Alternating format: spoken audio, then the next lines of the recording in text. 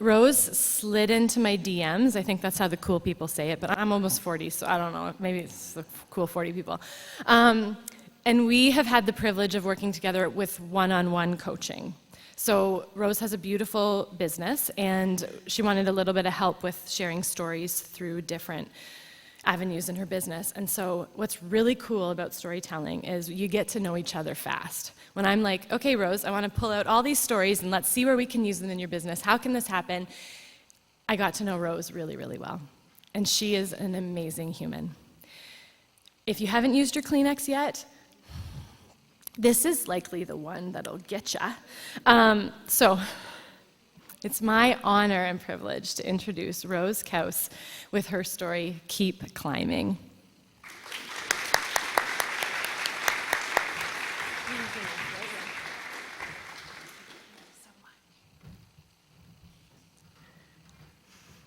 Squeals of laughter drift into the kitchen.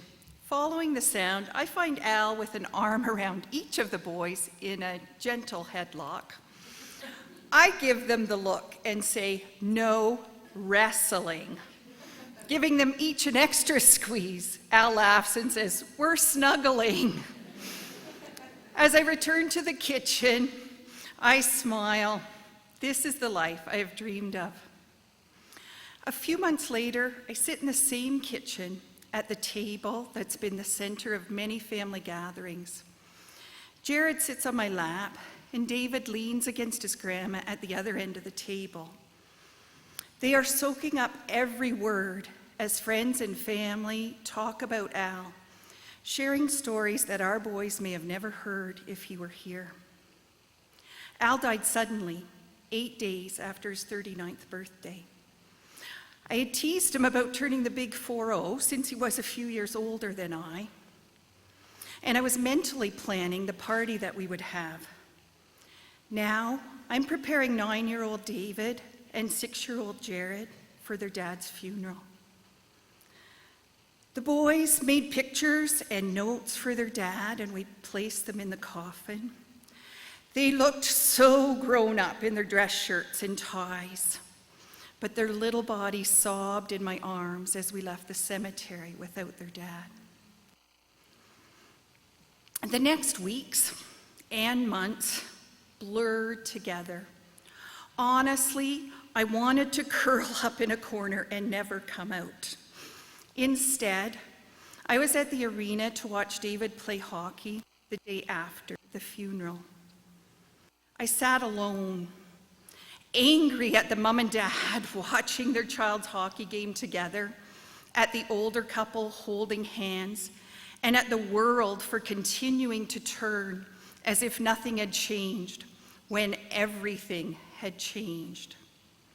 A trip to the grocery store was a new challenge. There was no longer an option for them to stay home while Al or I shopped. They had to go everywhere with me. And then there was the battle of who got to sit in the front seat, because now I drove and the passenger side was empty. Public washrooms. Mortified to think they had to go in the women's with me, I stood outside of the men's, shifting from foot to foot, checking my watch. What was taking them so long? Were they okay? Would they wash their hands? It was often the smallest things that hit the hardest. Jared's quiet remark that Dad could be sitting in the back seat right now stopped me cold. But there was also comfort in the idea that Al was with us, especially the day Jared came home from school so excited. I didn't know the ball was coming, but I ducked just as it went over my head. I know that was Dad. The responsibility of parenting alone weighed on me. Every decision and task felt so heavy. On Friday mornings, I dragged the garbage bins to the curb. I didn't mind taking the garbage out, but he had always done it, and now it was just me. I cried on the way to work and on the way home. I pulled myself together to get through the day and to be strong for my boys, until I could collapse into bed, sleep, and repeat. I was going through the motions, hiding my feelings, trying to be strong. But the thing about feelings is, eventually they come out, and they did. I yelled at my kids for the smallest things. And when David shouted, "I wish I could live with a different family," I snapped, "Where do you want me to drop you off? I hate you. I wish it was you that died." He stomped out of the kitchen down the hall, his bedroom door banged shut behind him. My knees buckled and I braced against the kitchen counter. I knew I needed to talk to David, but I couldn't yet. I walked to my room and lay on the bed. The mattress shifted beneath me, water sloshing, refusing to be still. Waterbeds are not made for one person. David's words pierced my heart. Al would know what to do. He was the steady rock in our family. But it was me left to put the pieces back together. How could I support our sons when I was shattered? What if I couldn't? Now the tears poured out. Of course David was angry. He had lost his dad, but he'd also lost the version of me that danced in the kitchen, planned theme dinners, and had the energy to chase him around the yard. There wasn't sudden peace, but there was an acceptance, a softening. I had been fighting against reality, resisting it, resenting it, but this was my reality. This was my family now, and I was all they had. After a while, there was a quiet knock at my bedroom door before it opened. David's red, swollen eyes glared at me. He looked small in his dad's oversized, dingy white ball jersey. I patted the bed and he climbed up beside me, pressing his tense body against the frame furthest from me. Water jostled and then settled. I gathered my calm the best I could. David, I understand that you're angry, sad, and scared. I need you to know that I love you no matter what. Nothing you say or do is going to stop me from loving you. Then I pulled words from deep inside. It feels like we've fallen into a deep, dark hole. Now we need to climb out together. Sometimes I might lift you and Jared up, and sometimes I might need you to give me a boost. We may slip, but we need to keep climbing. I don't know where those words came from or if they meant anything to David, but I carried them with me. Keep climbing was my new mantra.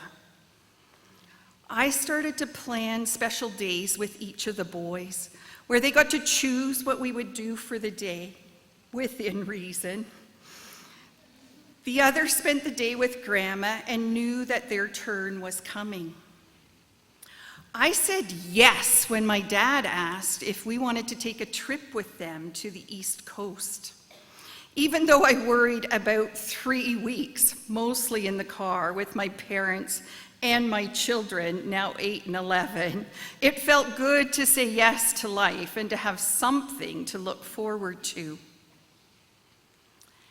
April 2000, I stand in the buzz of the busy airport, just steps from where security has pulled the boys, 10 and 12, aside to see if our stories match.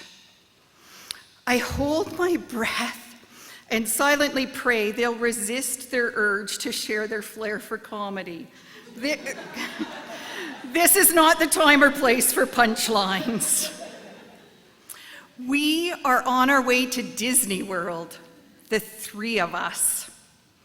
Al and I had dreamed of this trip since David and Jared were babies. Planning it alone felt like crossing a threshold. This was more than a vacation. It was proof that I could do hard things and that we were no longer just surviving. We were thriving. Now, 28 years since Al died. I spent Christmas Eve at Jared and Cassie's so I could wake up to Christmas morning with my 2-year-old granddaughter, Maven. Later, we gathered at David and Lauren's for Christmas dinner, our first Christmas dinner in their new home. We've truly come full circle. Now I'm the one that will be taking leftovers home, and I have a collection of their containers. Jared plays on the floor with Maven, making up silly songs just like Al used to do with him. She squeals with laughter as he spins her in the air. When Maven gets tired, she climbs on Uncle David's lap and falls asleep. I call him the baby whisperer, just like our friends used to call Al. I smile. Al's love lives on in them and now in Maven. My heart is full, and I am so grateful for this life. Thank you.